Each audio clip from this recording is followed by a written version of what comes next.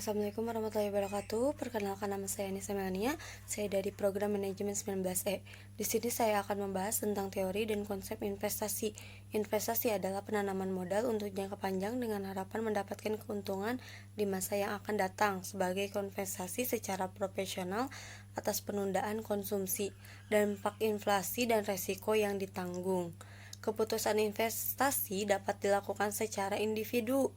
Alasan seseorang investor melakukan investasi adalah untuk mendapatkan kehidupan yang lebih baik di masa yang akan datang, serta menghindari merorotnya nilai kekayaan yang dimiliki.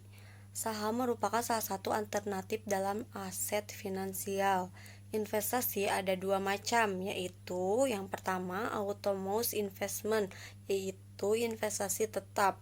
Investasi tetap adalah investasi yang besarnya tidak tergantung pada besarnya pendapatan. Umumnya digunakan untuk memperoleh faktor-faktor produksi yang bersifat seperti mesin, bangunan, tanah, investasi untuk mendirikan usaha. Investasi ini tidak ditentukan dengan pendapatan, tetapi dapat meningkatkan pendapatan nasional.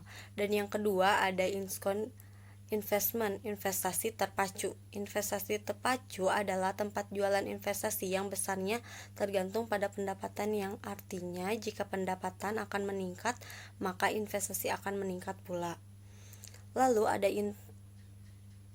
ada teori investasi. Perhitungan investasi harus konsisten dengan perhitungan pendapatan nasional.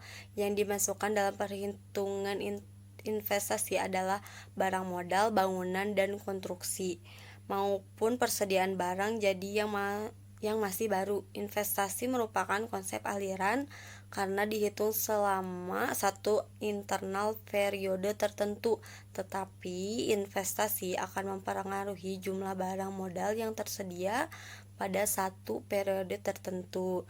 Tambahan stok barang modal adalah sebesar pengeluaran investasi satu periode sebelumnya.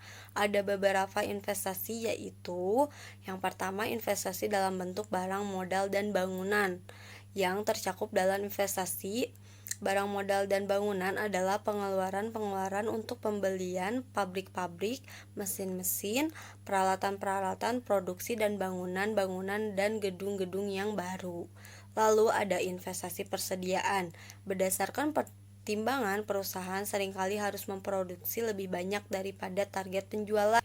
Kriteria investasi ada minimal 4 kriteria investasi yang digunakan dalam praktik, yaitu yang pertama payback periode pulang pokok, yang kedua net present value, yang ketiga internal rate of return yaitu IRR, yang empat benefit atau cash ratio. Lanjutnya, biaya investasi. Yang paling menentukan tingkat biaya investasi adalah tingkat bangunan pinjaman makin tinggi tingkat bunganya. Makin biaya investasi makin mahal, akibatnya minat berinvestasi makin menurun. Namun tidak jarang, walaupun tingkat bunga pinjaman rendah, minat akan berinvestasi tetap rendah. Hal ini disebabkan biaya total investasi masih tinggi. Sekian pembahasan yang saya sampaikan kali ini, kurang lebihnya mohon maaf, dan assalamualaikum warahmatullahi wabarakatuh.